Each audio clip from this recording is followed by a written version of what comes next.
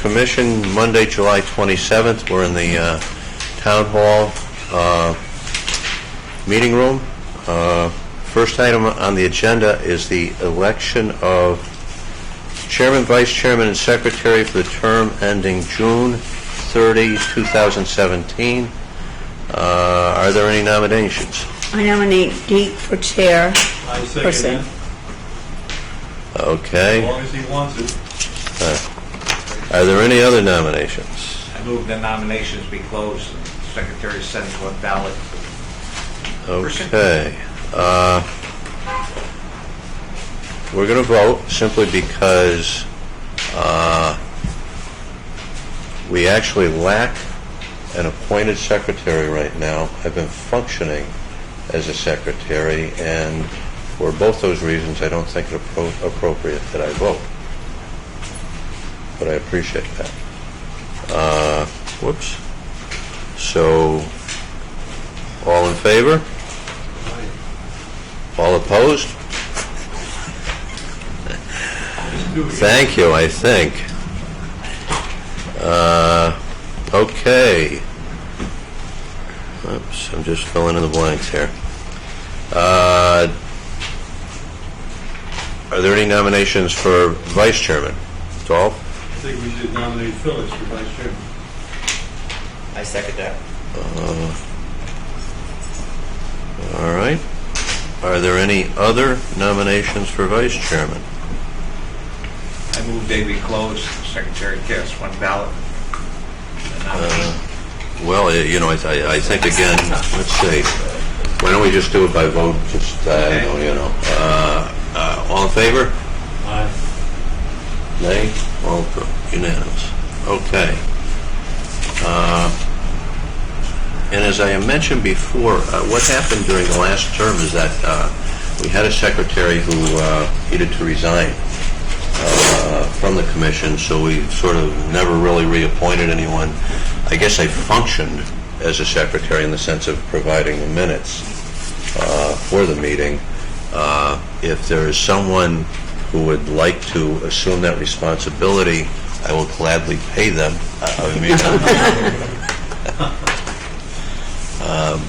But otherwise I'll continue to do that. And, if that's done, we're done. Okay. So I'm going to do that again this year. All right. Second item on the agenda is public comments. Is there anyone here from the public who wishes to make a comment? All right. And then we have, moving on, the review of the minutes. This is Tommy, so I'm going to forget it. Okay. Can you hear me? Yep, I'm here. Deke's just going through some stuff, so hang tight, buddy. Perfect. Perception a little shoddy here, so I'm trying to work out things. Okay. For those of you that knew, that's Tommy Miller, who is the general manager, or like the local general manager, whereas Ryan's the regional manager. And Tommy couldn't make it today. We'll tag him. If he has some trouble, I can Yeah, get through it. yeah. So we have the minutes of the meeting of June 22nd, 2015. Technically, yes, we have all four people who were present. I will move for approval of the minutes. Is there a second? Second. Any discussion? All in favor? Aye. Opposed? Done. Okay. Next item on the agenda is an update by First Selectman Ellen Scalator on country club issues. Is that a good description? Thank you, Dee. Yes. Yeah. Dee had asked if I would join you tonight to give you an update from Town Hall's point of view about what's happening with the country club property. There's not a lot that you all don't know, but I certainly wanted to be here and tell you a little bit about what we're thinking and where things are going. I imagine all of you know that during the past election in May, the issue of the country club was very contentious and there was a lot of confusion. There were calls to Town Hall the day after the election asking if the Toll Brothers proposal had passed or not. So, of course, it was not on the ballot. So we see that there's a lot of confusion, and we need to get good information out to people in town. And what we are planning for the next step is something that I thought would have happened last week, and I could be reporting to you about it. But Tony Genovese is doing a review and summary of all of the expenses related to the country club property. This is not about current golf operations, although they may be a part of it, but it's about the cost of the property, the debt service, the condition of the infrastructure, what costs we incur just to maintain it, and what costs we see coming up in the future, so that there's a good base for discussion about whatever comes next. So that's what we'll be doing. And the presentation will be to a joint meeting of the Board of Selectmen and Board of Finance, so that those members can see if there's other information they think is important that we should add and bring to the public as the base for any discussion about what happens at the country club. With respect to the Toll Brothers proposal, I think after the campaign that they saw, where they were, very much vilified, certainly in town, and there was a lot of controversy about their proposal. The last I heard, they're thinking about modifying it. 170 units seems like a lot for this town, but at this point, I don't know if they'll have any proposal on the table at all.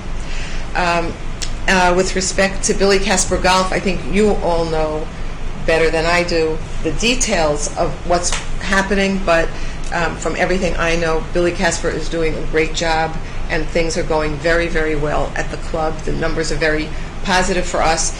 There's only one more playing season in the contract, the existing contract, so we've had some preliminary discussions about continuing the contract and whether it would be short-term or long-term, to see where the parties are on that. Those are the major pieces that I see at this point. What's very important, I think, is for the town to understand the finances so people can make a well-informed decision about whether they want to go ahead with some development or no development, and then we'll proceed from there. And before I ask if you have any questions, I do want to say congratulations to new members and returning members, and thank all of you very much for the work you do on the commission. Thank you.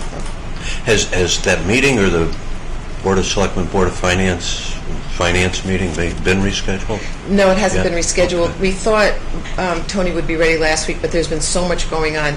He needs some more time. It's a lot of material to put together and present. We'll certainly let you know, and let you know what the information is. So, if you have input about what else you think we'd need, that would be great.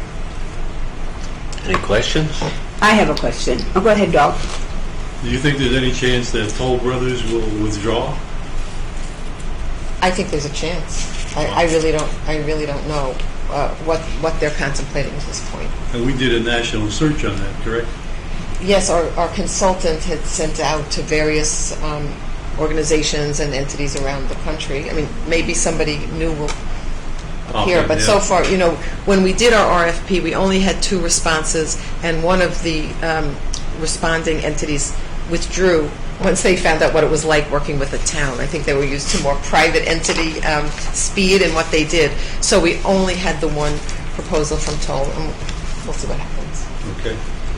Ellen, I'm just truthfully wondering what the commission powers are now. When we started, I felt that we had a lot of input as a commission. In fact, I know that in the beginning, the real power did lie with this commission. That's how Casper got here.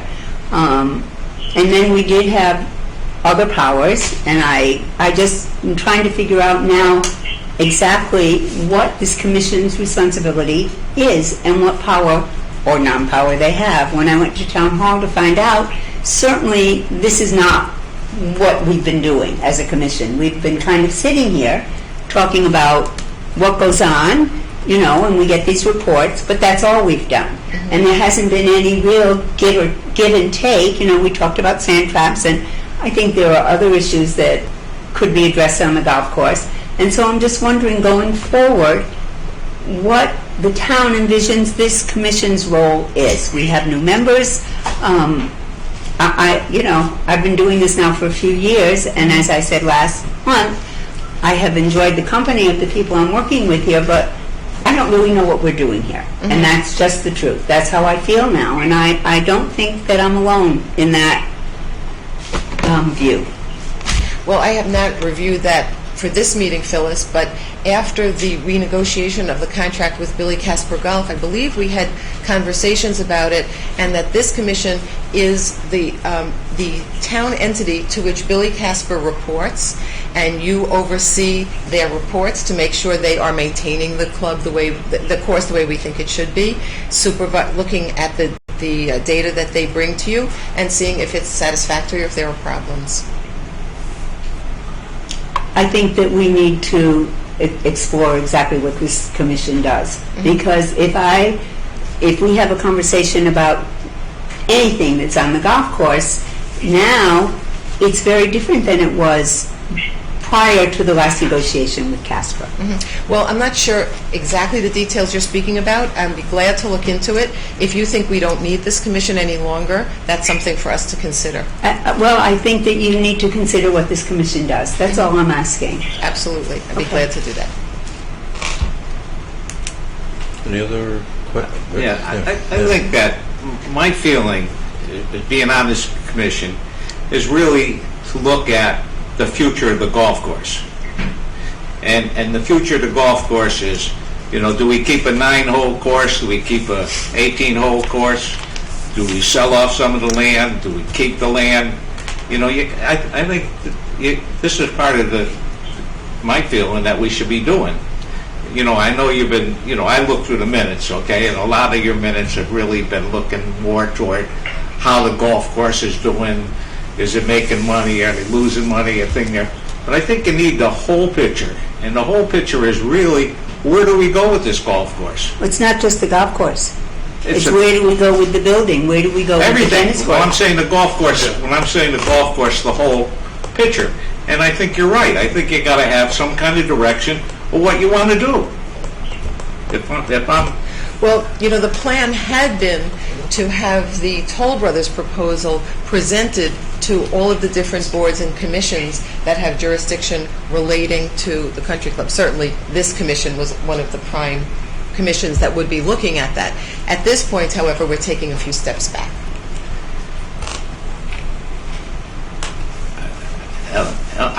Are they flexible with their proposals? Because I noticed that when I started looking at their proposals, they had put in some alternates on the proposals.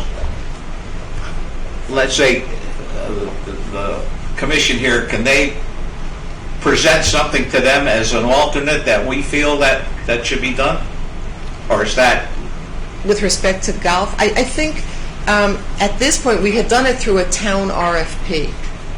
And the response went to the town. If you have suggestions or ideas about what you think should happen there, we'd be glad. I'm sure the Board of Selectmen would be glad to hear them, as other commissions with relevant jurisdiction. Right. I mean, for those people who think the golf course is open space, some people think it is and it isn't. Conservation is a key.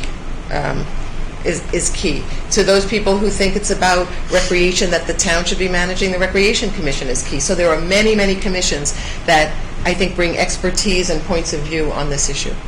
This is not the only one. Before we leave this, what is with the building? In what respect? Is there any thought at all to ever using that particular building for, say, recreation, senior center, or, using it town-wide? Yeah, so that will be in Tony's report, all the information we have thus far about the cost of the building. As I understand it, some of these studies were done before I became First Selectman. We do have studies about the building which suggest that it would be extremely expensive to bring it into working condition and a very expensive building to operate for town purposes. I don't say that to say it's out of the question, but these are all questions where we require quite a bit of data, and we want to make sure we look at what we've got so far before we spend money on new reports and new experts. But the building is in very, very bad shape, and Tony is going to be looking at the numbers to simply keep the building standing and safe right now, And then if we have, I'm not sure to what extent we have the numbers for rehabilitating the building and making it usable, and whether that would be viable. I can tell you that the second proposal, the one that was withdrawn, had included refurbishing the building to make it very usable with restaurants and different things, and I believe they thought it would cost about $4 million. And I don't know that the town has the appetite to spend $4 million, nor does it have the borrowing capacity right now, but those are all open questions. Before I leave this, I just want to say that Mr. Taddy and his son, I want to get this in the record, and his son Anthony painted the steps and cleaned out the front of the building so that it certainly has taken on a better look. I put that in quotation marks, and he painted the steps so that they would be safer as dusk comes earlier, and he and his son Anthony just took it upon themselves to do it because he said, Phyllis, I just couldn't stand driving up and looking at it anymore. And I thanked him profusely, and I just wanted that in the minutes, please. Thank you. Well, Anthony does a great job. And Yes, he does. goes above and beyond in so many and his ways. son did a great job with the painting. I think I'm done for the time, Dee, but maybe not.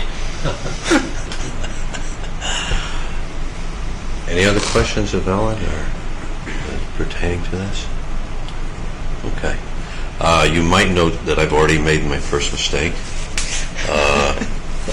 We were going to review the meeting First mistake schedule. of the new term. Excuse me? Your first mistake of the new term? Of the new, well, yes, of today. We were going to review the meeting schedule. I just, we are set to have meetings on the fourth Monday of each month.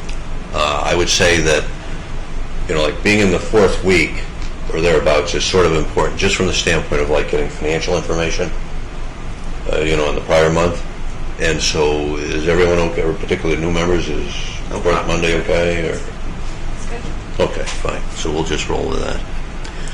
All right. I guess, Ryan, it's you, Tommy, etc. Tommy, can you hear us? Okay.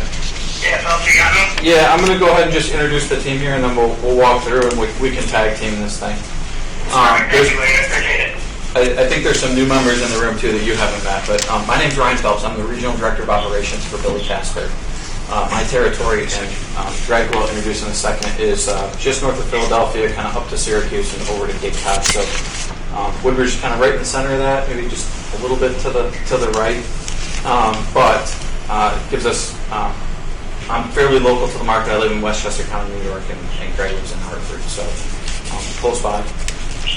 Greg Cinder, go ahead. So I'm Greg Cinder, Regional Director of Marketing. Same region as Ryan, so we work with the same forces, which is nice because we're able to collaborate and have a lot of conversations and share best practices. And again, close by and familiar with a lot of the courses in the area, which is helpful from a marketing perspective. Dennis Petrozelli, I'm the babysitter of the golf course. Dennis is the guy that does all the work outside, and I manage the golf course. Yes. So, Tommy, I know this is a little clunky with you on the phone here, but let me know how you want to go through the presentation, or do you have it open, or would you like me to run with it? You can start it off, and then I can color it. Yeah. Fantastic. Yeah, so we'll start out. We're going to go through the PowerPoint first. Yeah. We printed it, and I'm going to save marketing for the end. But just a couple of quick updates through. This is really a good story. We're improving on a lot of our numbers from last year, so we're really excited, and especially when we look at a regional perspective of what we're doing in our other 4 properties in Connecticut. Woodbridge is outpacing even the other BCG clubs right now, which I think Deke's got some numbers, and we'll look at a little bit of our local competition in a minute. But on a membership perspective, so these are annual pass holders, people that essentially prepay all of their golf. We're at 102% of plan, so we met our budget for the year. That's about $262,000 of income. Now, we set that aside and on a balance sheet and then on a deferred schedule and take that as revenue as we go forward. So we'll be taking that in, and you'll see that on the financial statements from now through November. Outing revenues, which is a big piece where we really tried to get aggressive, really since Tommy's been here about a year and a half ago. The town financed a tent for us, which was needed for us to gather outing business of any kind. And we've really taken that from essentially 0 to 4 outings 2 years ago to $218,000 in outing revenue this year, which is even blowing away our projection. So now we're at 445% of our outing budget. Just for the benefit of particularly the new members, describe a little bit what an outing is. So an outing what is sort of activities. Yeah, good question, Deke. An outing is just a collective group of people we call it 16 or more, but the typical outing is usually 50 to 100 players. They generally also purchase pro shop merchandise, food and beverage, and the golf course for either the full day or a chunk of the day. The reason memberships and outings are important is it kind of insulates you on the weather. So they can get rained out, but for the most part, outings are money that's in the bank. So you kind of can hedge your bet a little bit with your outing piece. So it's nice to see that grow. With the first thing, members and dues, what's the number? Oh, how many members? Yeah. Tommy, help me out. Currently, we have about 246 members. That includes junior members, family memberships, everything all encompassed. So 246 is our current member count. And outings, you got outing revenue. How many outings do you have? Tommy, of that 218,000, about how many outing rounds is that? I project us right around 4,800. That number will fluctuate a little bit once we get to actual and projected, but we'll be somewhere in the 45 to 48 number. Okay.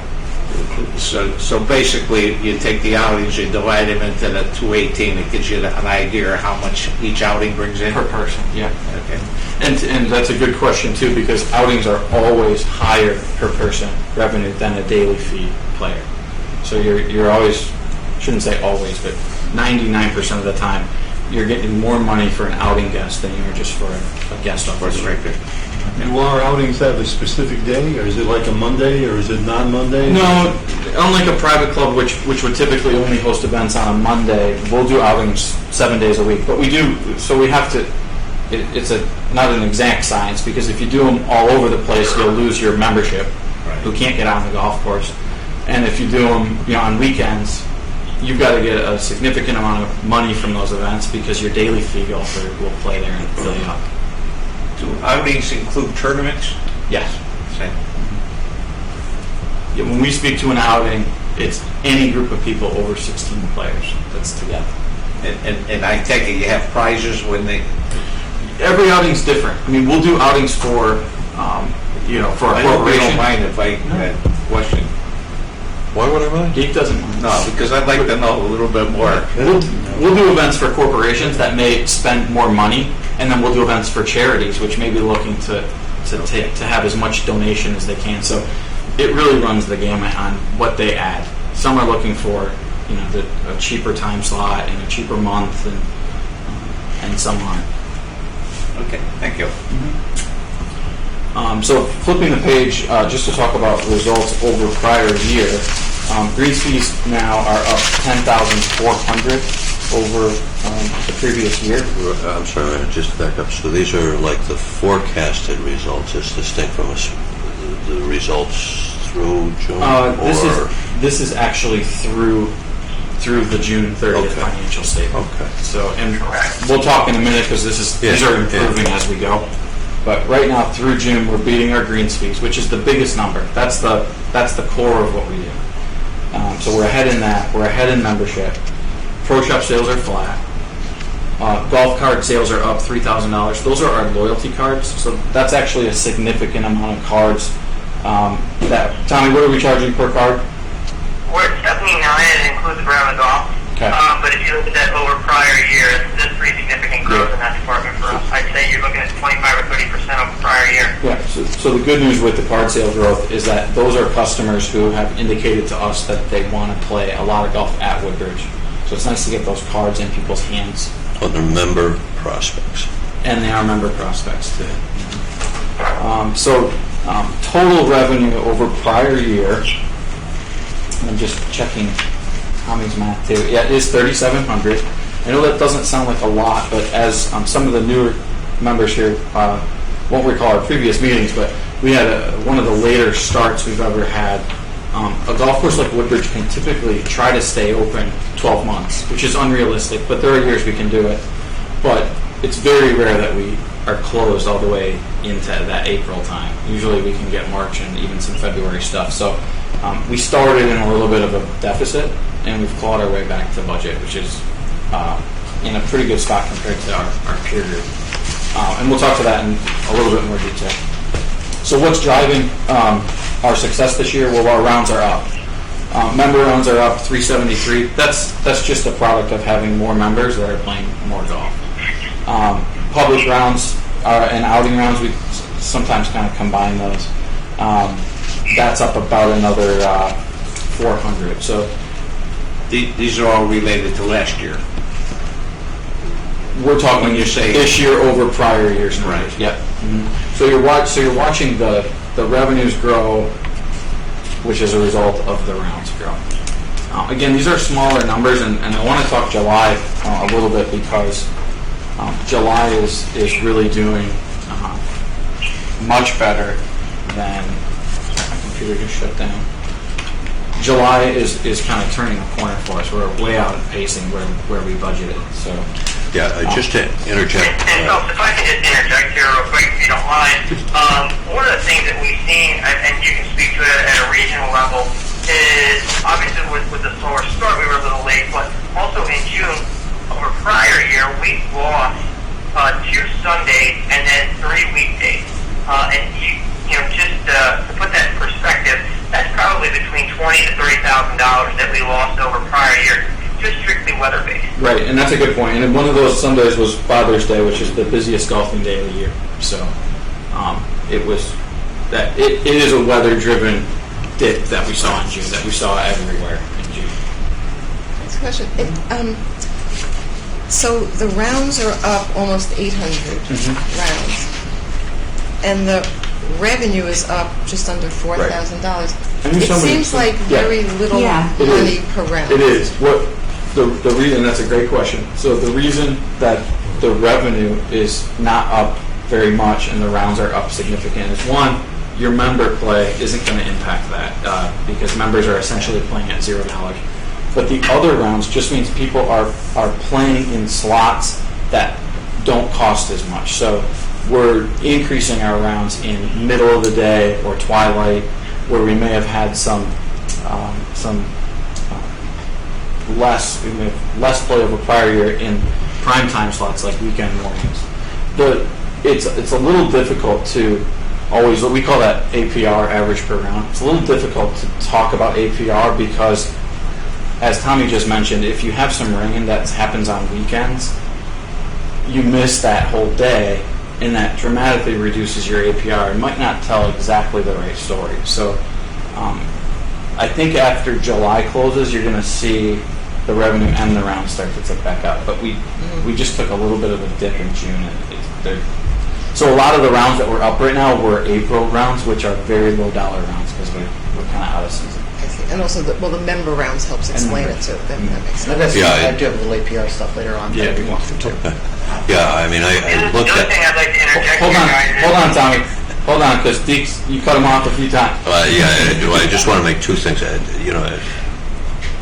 This whole issue was a concern to me, or I was looking at July, and I mean, through like Saturday, I think it was. Last year, 19% of the rounds were member rounds, and again, on that for the month, you don't get any direct revenue. Last year, 19%. This year, 31% of the rounds are member rounds, and so that. Relative to, again, what they call the APR or the golf round or golf revenue per rounds, unless you put the dues into the revenues, it's got to flatten that APR. Member round looks like a freebie, even though we know it's not. Yeah. It's an APR sense. I wanted to also just, this is a report that I had distributed to people, but basically, the towns of Trumbull, Fairfield, and Westport have. Shared information with us for a couple of years now, and so what we showed within this peer group is that our rounds were down 2.9% during June compared to the peer group, but the peer group was only up 1.4%, and we were up 10.8% compared to 2014, whereas the peer group is only up 8.8%. And, you know, these numbers always might be a little bit different than Billy Casper Golf looks at or reports, because to make things more comparable, you know, for this, we just sort of focus on April through October, because one illustration, Westport, that golf course there, Longshore, has a much longer season because it's right on the water. Okay? But in general, the numbers are good. Yeah. I think it was Tommy. Yeah, Tommy, did you have something? I just wanted to say that we'll be looking at roughly, 25K win to plan this month. So with good weather, if we kind of flipped it, June and July last year, you would see significant growth over prior year. I think last year we finished at 163 for total revenue in the month of July. This year we're projecting somewhere between 185 and 190. Right, I was going to get to that. You took my Sorry. That's okay. No, he's right. We had that small dip in June, and then July's been a really positive story, so we'll talk on it in a second. But we always like to highlight a few of the events that are coming up. We've got the Tony Amaral Classic, also our member guest event coming up, which is This weekend, this weekend. yeah. Tony Emerald was Sunday. Oh, Tony was just gone. Okay. So the member guest will be a fun event where members can showcase it to their friends, and that's also a nice time for us to expose our golf course potentially to other people that might be willing to join that could be members in the area. One that we're very proud of is our Wounded Warrior Project event, which is August 3rd. And that event last year raised just under $1 million coast to coast. It's a Billy Casper tournament called the World's Largest Golf Outing, which is a simultaneous event across our 120 or so properties. The majority of the proceeds go to the Wounded Warrior Project, but the golf course itself still retains the greens fee revenues portion. So it'll be a good day for us and for a good cause. So it'll be fun. We've got plenty. Tony, why don't you touch just a little bit on the Women on Course and Ladies Invitational? Tom? Yeah, I'd love to. So we do have our Ladies Invitational coming up here in August. This is a nice event that brings in ladies from local courses in and around the New Haven area. Last year the event was very successful. We're looking at about 60 ladies who we playing in the Invitational this year. This is a great day for us, good exposure. And then the Women on Course program, we've seen some pretty solid traction. We run it on Monday evenings from 5 to 6. It's a fun way to get ladies involved in the game of golf.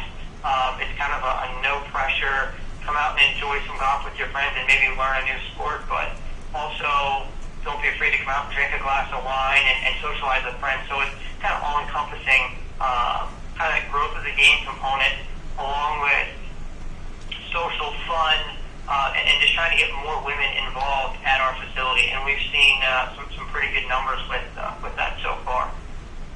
Thanks. And I know for the groups that are the new members of the commission, one of the reasons we focus on women a lot is because golf is a sport that, on a percentage basis, has a lot of room for us to grow women. Low participation. Essentially 18% of women would have played golf, and there's a large segment of women golfers that say, or non-golfers that say that they're interested in the sport. So that's what the National Golf Foundation and all the data suggests, is that there's plenty of women sitting on the sidelines saying, I'd love to play if I had a reason to come play. So Women on Course is low pressure, no pressure, not a scoring event, and it teaches everything from the social aspect of golf to playing and what you might do or expect to encounter when you're on the golf course. Just so it kind of breaks down any barriers of reasons why somebody might be anxious or nervous to come on the golf course. I just wanted to mention the Tony Amaral Classic is just symptomatic of some of the things that happen at the course, because I mean, what was happened in this instance was that monies were raised for a scholarship for an Amity High School student to go to college. But there are, a lot of these events are driven by, things like that to raise money for, charitable or, social types of purposes. Yeah. I'm sorry. Go ahead. No, that's okay. So I'm going to finish up with talking about the forecast, and then we can get into some more of the fun stuff. We got a few slides on marketing, and I'll let Dennis give a course update too. So we were talking about how good July is going to be. On the last page here, we just got some very high-level highlights to where we think we're going to end up the year. And really, it's all positive. When we look at 2014, we did just under 28,000 rounds. That was what we budgeted for this year. After the first quarter, it really didn't look like we were going to make those numbers because we got started very late. But we've had a really strong May. Even our June, when we talk about it not being that great, was still pretty good. And July is knocking it out of the park. We're already up in July in total rounds over prior year, 1,500 rounds. So can't say enough about next month. I hope I'm here to talk about all that good news. But so we're forecasting to come in at 30,000 rounds. Golf revenue is forecasting to come in just right about at plan, 870,000. And total revenues, that's all encompassing of members, outings, pro shop, small F&B sales that we do, 1,265,000, which is going to beat budget and beat prior year by 6 figures. So again, that's not in the bank yet, but we are getting, 30 days from now, we're pretty close to the end of the deal. When does what's the season you start with?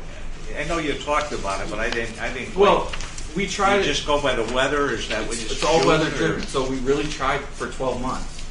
That would be ideal. April 6th or something. Correct. So but when you count what is the normal playable season? April 1 to October.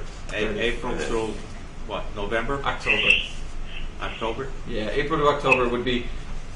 You need to get that, or you're going to have some trouble, and then everything else is gravy. Okay, I didn't see Hey, Bob, anything. I just talk about July for Do you one run the second, tennis not too? to kick a dead horse, No. but Who runs the tennis? the most rounds we've ever played in a month Recreation? since we've managed the property is 4785.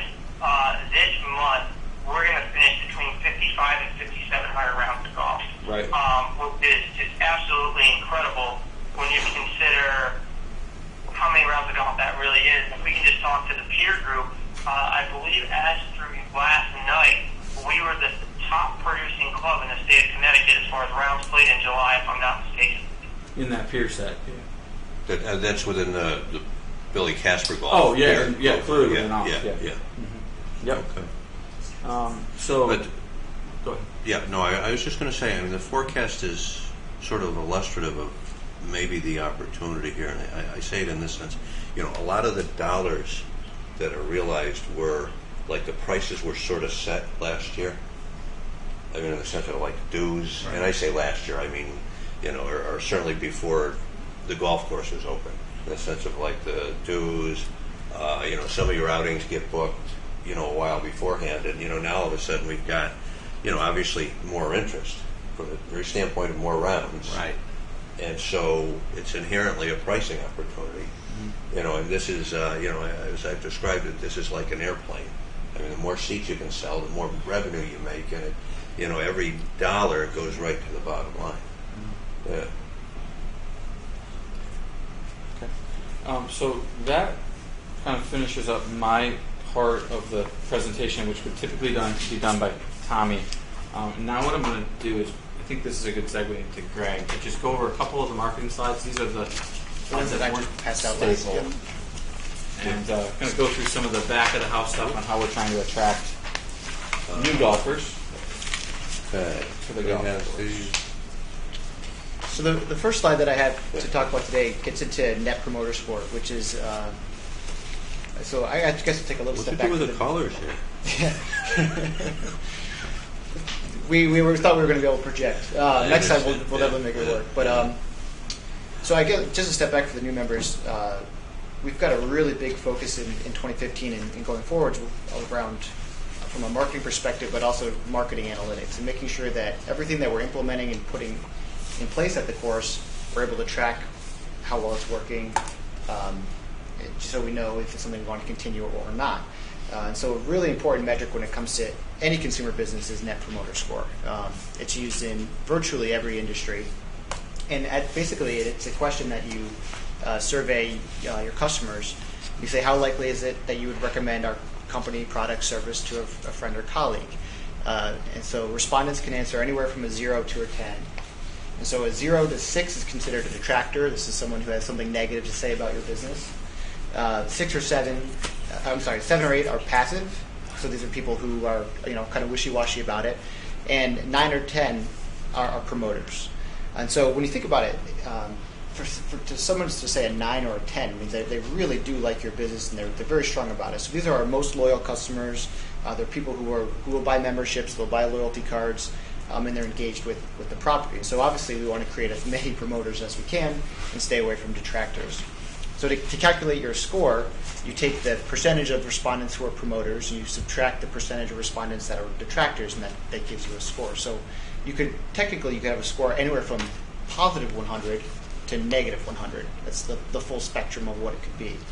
And it's very industry dependent. So, the example I give is best in class for insurance, USAA, very strong military affiliation, long history. They've got an 80 as a score, a net promoter score, 80, which is one of the best of all time. Comcast 5-year trend is a 3. So in best in class in telecom is like 18. So very dependent on the industry you're in. Golf courses fall under the hospitality industry, and average is about 35 when you think about a long-term trend. So when we look at Woodbridge, our results for the season so far, it's kind of what you would actually expect to see. Is that in April, when we had a very late start to the year, we did not even open until at least the first week. We're trending around a 0, just because it's basically saying the number of people who are promoters and detractors were about the same. They're saying the same thing. But once conditions started to improve, we got some sunshine, airification all healed up.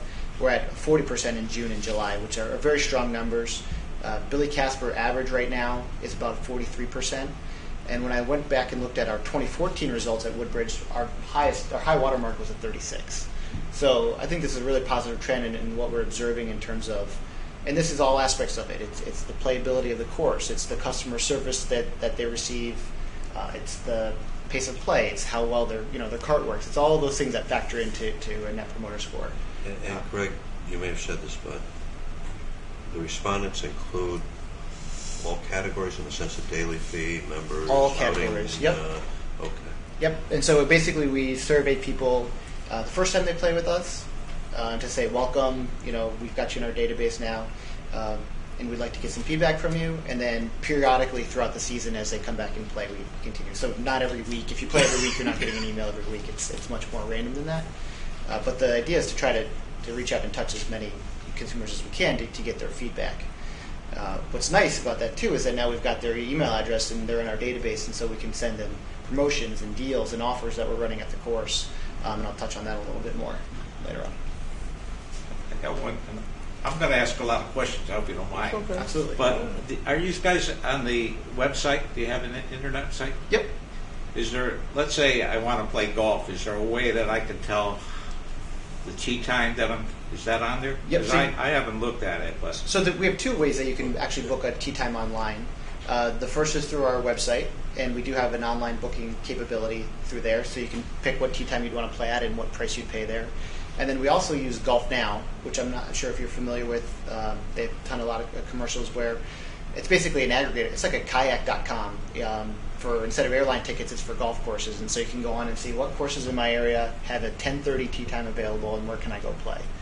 And you can book it. And you can Then book you it can there. book it. Yep. Yeah. now advertising. Do you do any advertising in local? Because I see I get the Litchfield Times, and I noticed they put a lot of advertisement in there for their golf course. Yep.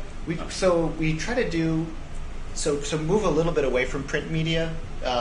It's not as successful or as strong as an ROI, return on investment, as it is with digital media it is these days. But we are involved with CT Golfer digitally. We do advertising through them. We do so the emails that we hit to our database. We probably do like about 10 emails a month to different segmentation groups, targeting them. We're in the Orangetown News, and I think There was a few in the first quarter. We'll do a little bit in print, to try to jumpstart the season, but So Tommy does a blog, and so not getting too off topic here, but a big piece about making sure your website is successful is search engine optimization, and so we really focus on making sure that our website is as relevant and as much content that's new on it as possible. So when people search golf Southern Connecticut, we want Woodbridge to be one of the top 3 links that they could click on. And so a lot focused on digital responding for people to come play golf with us. And again, once you have played golf, they'll get your email address, or hopefully, I mean, it's voluntary, obviously. But then once you're in the database, I mean, you get periodic offers, et cetera, and yeah. Yeah, correct.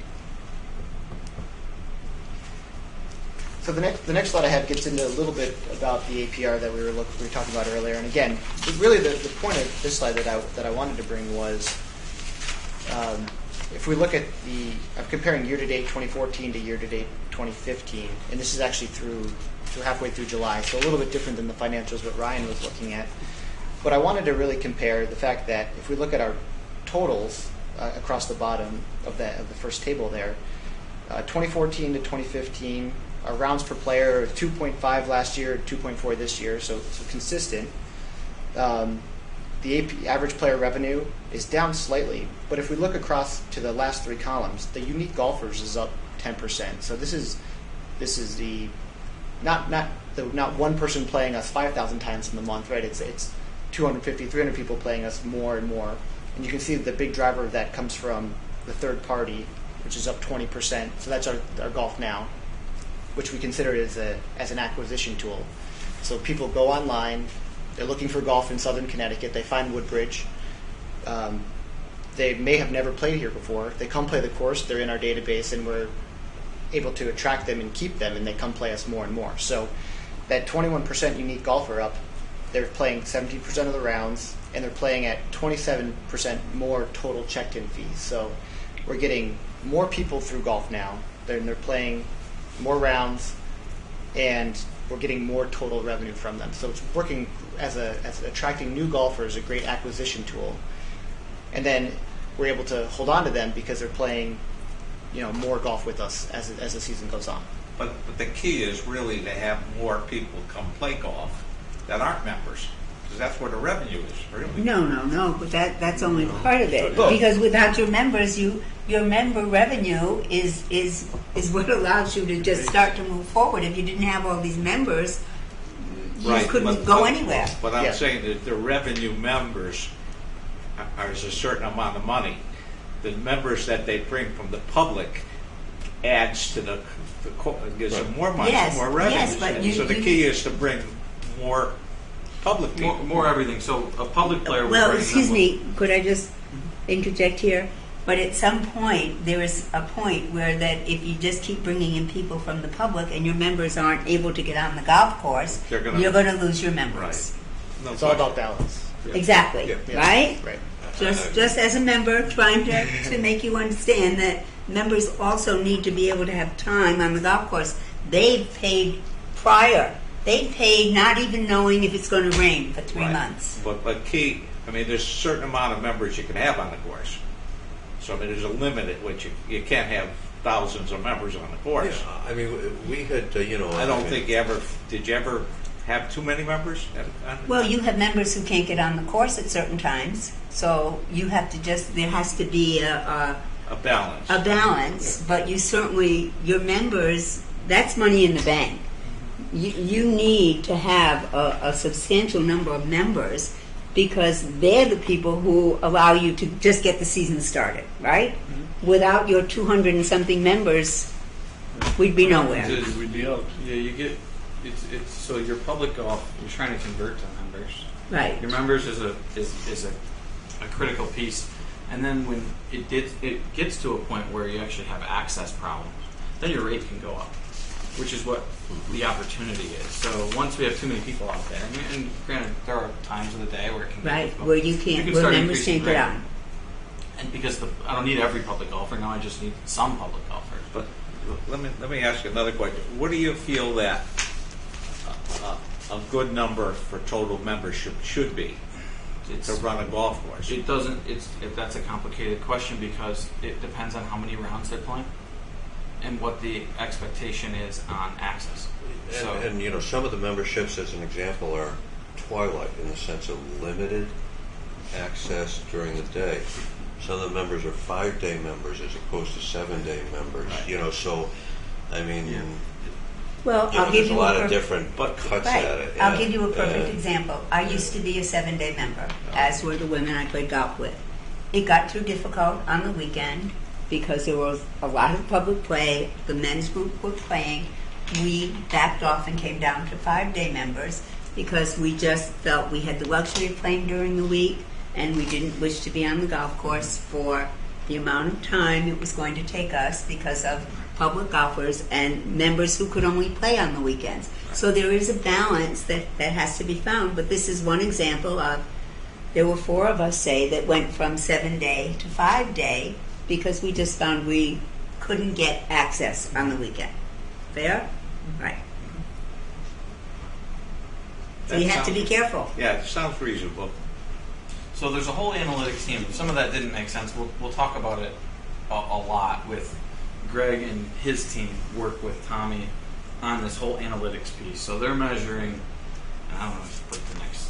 They're measuring a lot of different metrics of golf, meaning how many players are coming, how many times are each of those players coming, are they new players, are they returning players, how are they booking to us, are they calling, are they coming through the web, are they coming through Golf Now, are they walk-ups, all of those things that kind of in his team study help us isolate where we want to spend our marketing dollars.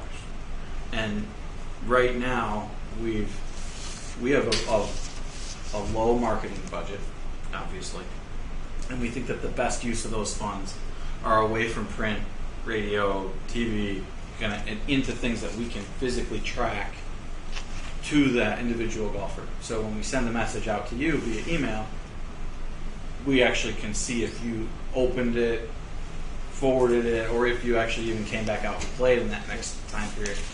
And if you did, then we can know that was a positive message for you.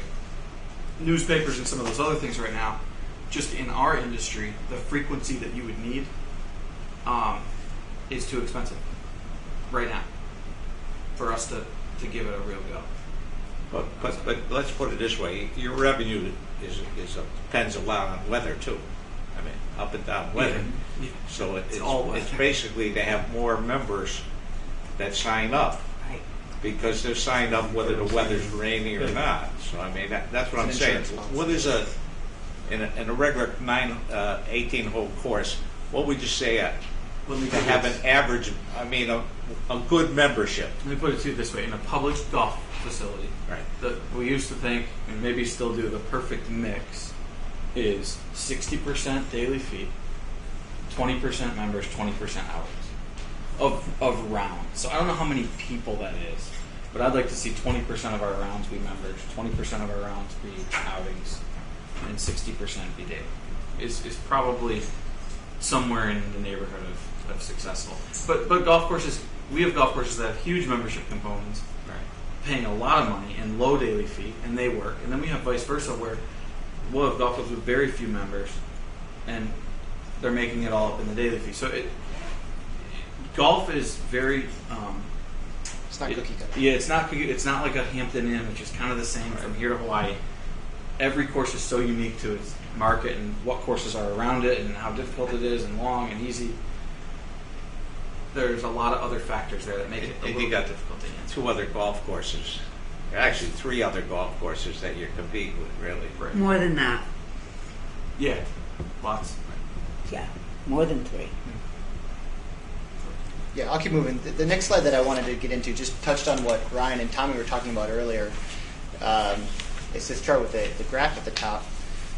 So this is just looking at our region. So all of our courses, the outing sales for the region, and you can see that the first course all the way to the left there is Tommy in Woodbridge, and that's just looking at his revenue this year versus his target, and even comparing to what everybody else has done for the year so far. So just a testament, I wanted to say to Tommy and the work that he's put into driving after that initiative where knew we wanted to grow some outing sales because we had the capacity for it, and really achieving that well.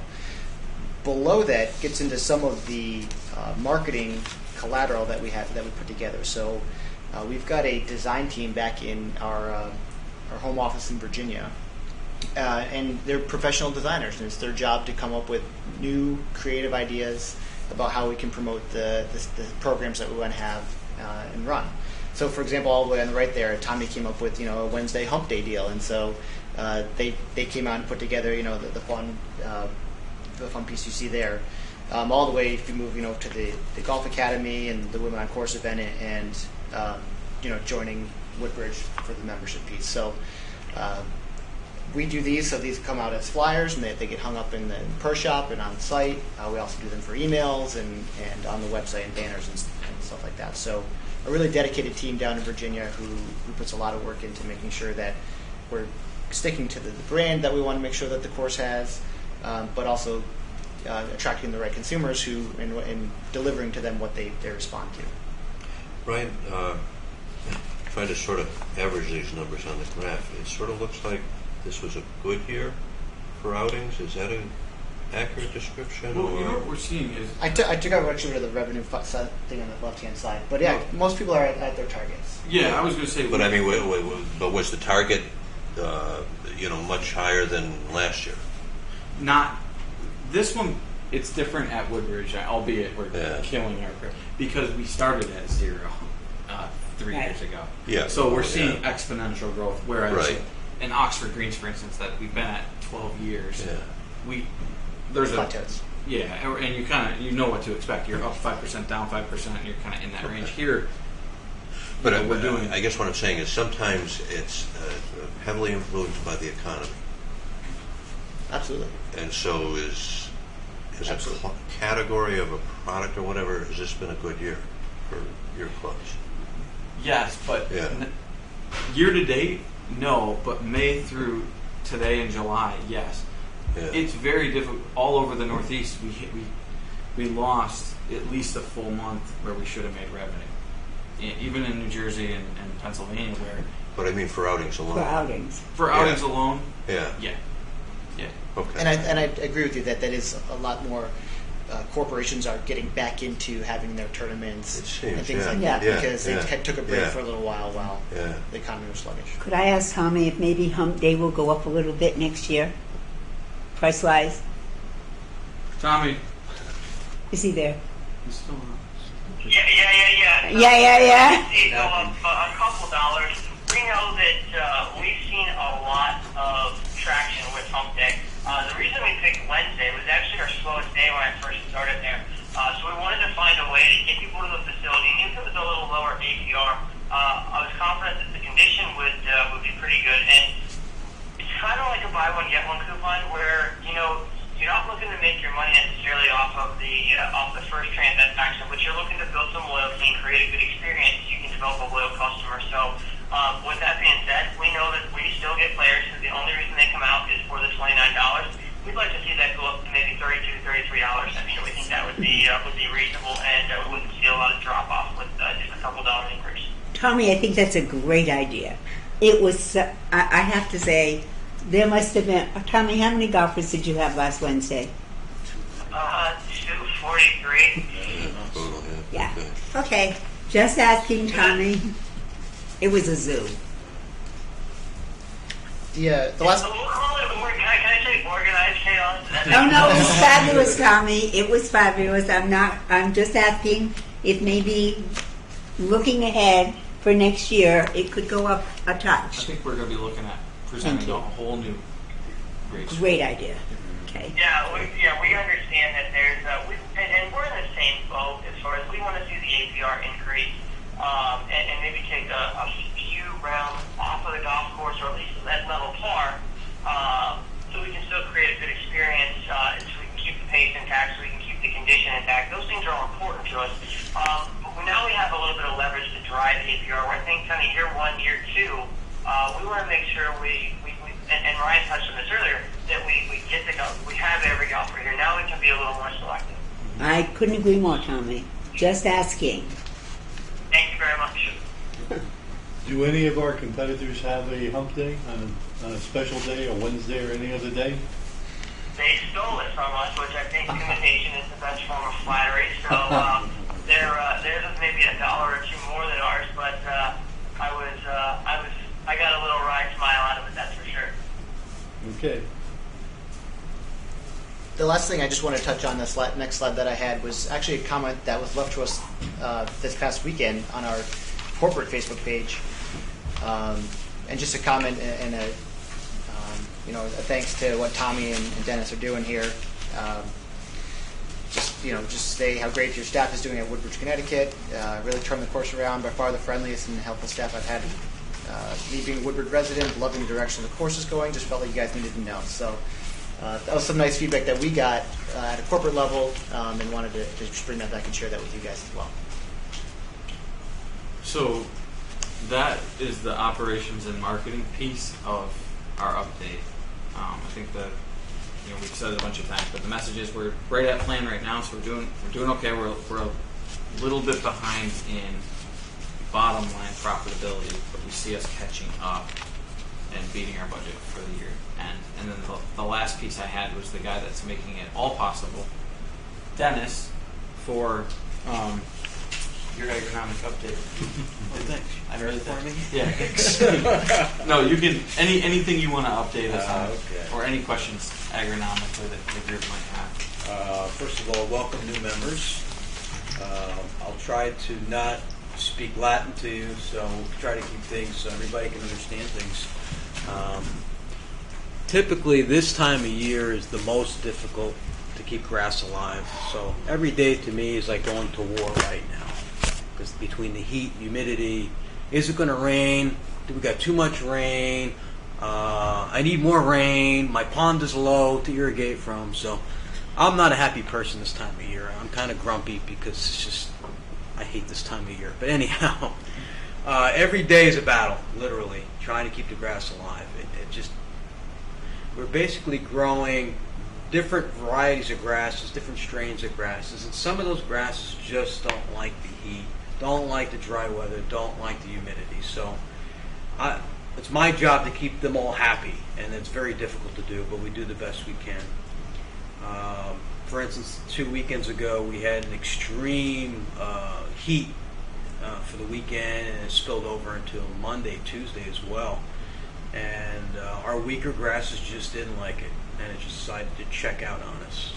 So we've recovered somewhat from it. Our better, stronger grasses have filled in around it, and we're going to continue to do so. So we're doing okay. And every day I like to think we get a little better. The new pump has been in and functioning well. We've been using it a lot lately. We did complete the sod at the bunker project around One Green, and that's doing quite well. Been mowed several times by now, and it's settling in very nicely. And one thing I do want to note is about a month ago we sustained lightning damage to the irrigation system, and we're in the process of trying to straighten that mess out right now. We're almost completely repaired. Probably by the next day or two I'll have it all completed. But it's something that we're going to submit to the town insurance and see if we can get some recoup on the expense, because a lot was spent on components that were fried from electrical storm.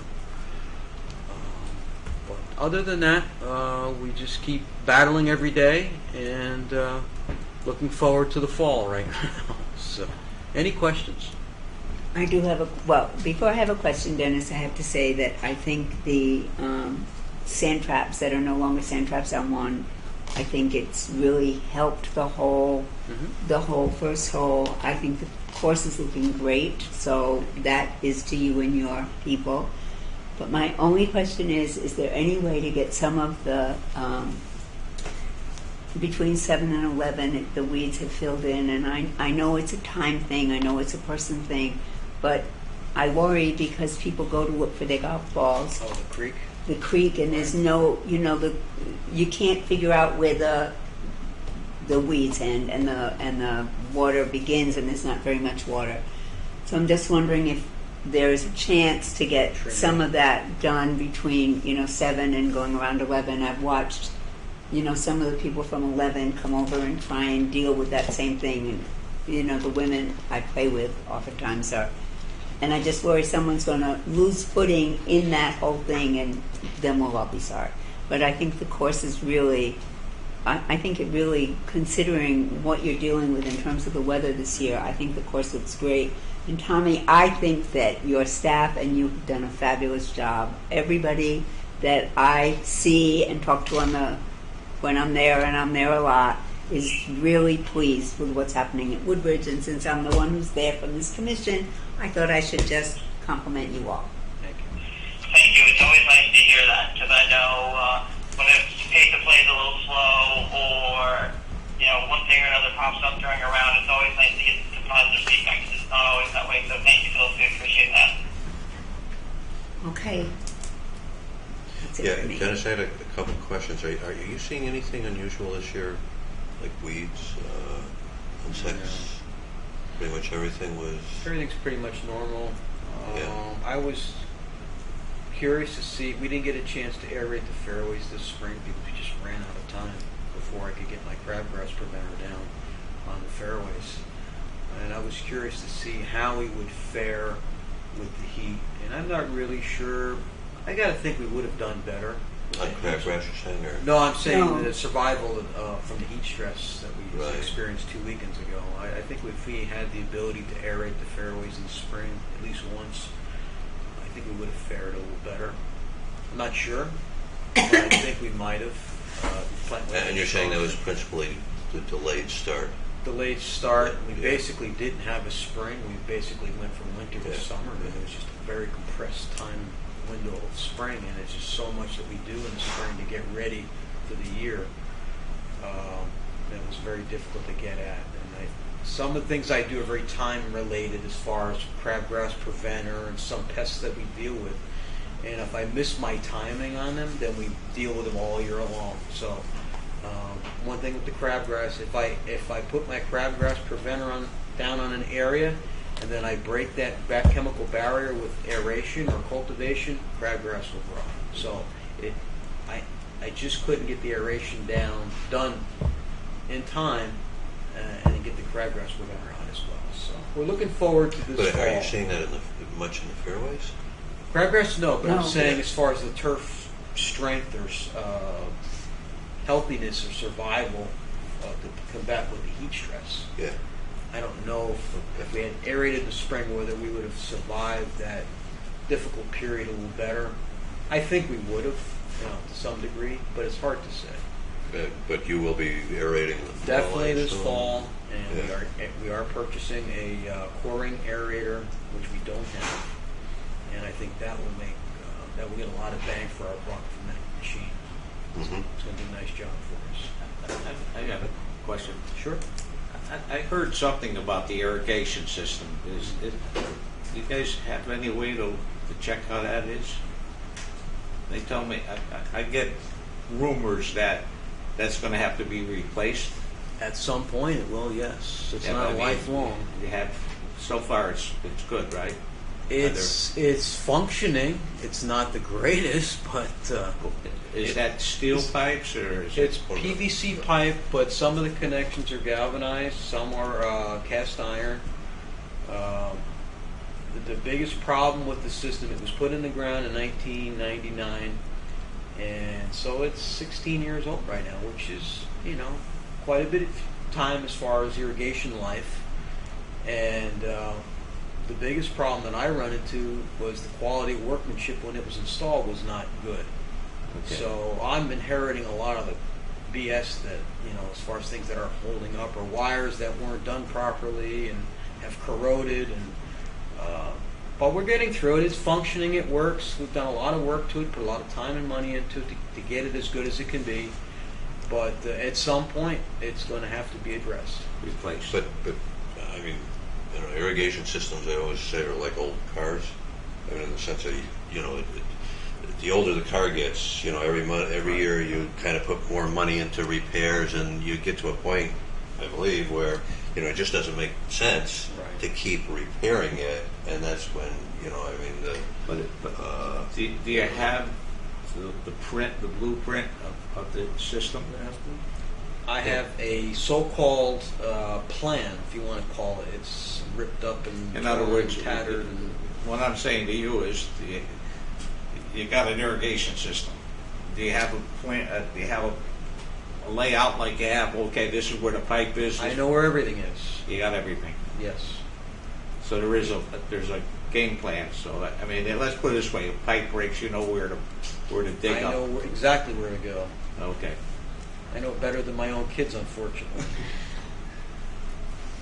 Yeah, that's not a challenge on an irrigation system. Is that part's the easy part. It's really just, to the old car analogy, it can be driving fine today, and then tomorrow we could have a major problem. Yeah. And I think what he's saying is we don't know if it's 5 more years, 10 more years, 20 more years. Or next year. and But I think you have to, in any business or anything, you have to anticipate that somewhere along the line, this is going to have to be replaced. You replace this year. You look at next year doing something else. Right. I don't know if you have a game plan or anything in that line. Not this time. We know what it You're would just cost. going for year to year, Yeah. right? Yeah. That's when, also a little challenging for these guys too. They have a short contract too, So, Right, it would be a how far can they capital. think ahead? Yeah. 1999, you said, right? 1999. Yep. when Billy Casper Golf started managing the golf course in the first year, Dennis, at least in appearance, you had to spend maybe 25% of your time just resolving problems in the irrigation system, things like sprinkler heads that no longer worked, and so they were just shut off rather than repaired. And there was a tremendous amount of work required because of that. Well, if we were ever talking about a new sprinkler system, we're talking about a big town commitment. That's Oh yeah, that's a lot of dollars. Yeah. The piping itself is good, but once you start talking about the connections to the piping, that's metal or cast iron that's not going to hold up. Then you're just basically saying, well, might as well just start over, because you can't just salvage all the pipes and replace the fittings. It just doesn't work that way. Do you Miles mind and if I miles of call you? pipes. I'd like to go over the course with you. Anytime. You have no problem with that? No, sir. My door's always open. Just drive out there, you'll find You just it. gotta find them on the course. I'll be in a hole somewhere digging. You'll find me. Anything else? Any other No, thank you. I know. questions, comments? I'm sorry. Good. Actually, Rich, just to sort of build on that, I was going to suggest that our next meeting, which is August 24th, be a tour of the golf course. Two reasons. One, to see the golf course, but secondly, every fall we do a capital plan. There's a 5 or 6 year document, which, is like a rolling sort of thing, and, that sort of thing. So there is a plan in existence. But, this year we'll be required to update it, and I think it would be, benefit if people, saw some of the physical issues, trees, and a lot of, other sort of things. When they have Yeah. they have the meeting over there? I know they had these Yeah. meetings over there originally. I think that's a good idea. Yeah, but again, this one, at least in theory, we'll get a golf carts and, ride around and that sort of thing. Yeah.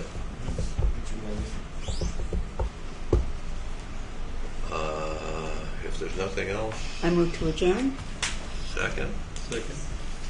Thank you all.